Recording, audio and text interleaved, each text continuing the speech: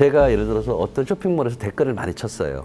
그럼 그 댓글이라는 것 때문에 쇼핑몰의 매출의 성장에 어떻게 보면 기여가 될 수 있다고 볼 수 있지 않습니까? 그렇죠. 많이 참여했으니까. 했으니까. 그러면 그 댓글도 사실은 댓글에다가도 우리가 보상을 주지 않습니까? 그렇죠. 그래서 댓글을 보상으로 해서 이제 우리가 토큰을 줄 수가 있거든요.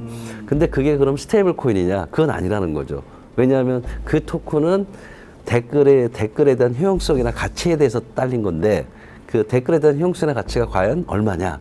과연 신뢰성 있는 거냐? 이건 좀 다른 문제지 않습니까? 그러니까 토큰은 어디에 용처는 어디가 되는 거죠?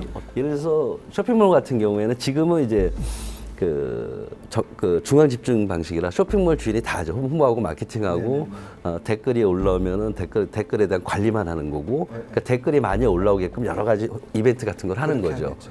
그 얘기 뭐냐면은 기존의 소비자들이 댓글을 쓸 이유가 없지 않습니까? 그렇죠. 근데 이제 댓글을 뭐 많이 쓰게 되면 우리가 포인트를 줄게. 네. 그 댓글을 쓰게끔 동기부여를 유효하지 않습니까? 그렇죠. 그래서 이제 댓글이 많이 또 생겨가지고 댓글 커뮤니티도 생길 수 있는 거고 그게 결국은 뭐냐면은 쇼핑몰이라는 비즈니스 모델의 성장을 위한 거지 않습니까? 그렇죠.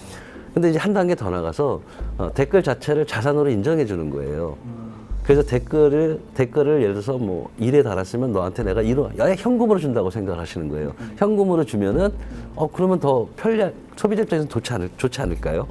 그러면 이제 댓글들이 자연스러운 동기부여가 돼가지고 댓글이 많이 생기겠죠. 그러면 기존의 방식대로 댓글에 대한 효용성이 자연스럽게 커지겠죠. 그러니까 보는 관점에 따라서 다를 수 있는. 그러니까 이쪽은 그 쇼핑몰 주인이 알아서 혼자 다 하는 거고 이쪽은 소비자가 참여하도록 유도해서 같은 일종의 보면 함께하는 경제가 되는. 사실은 그게 블록체인 경제 특징이거든요.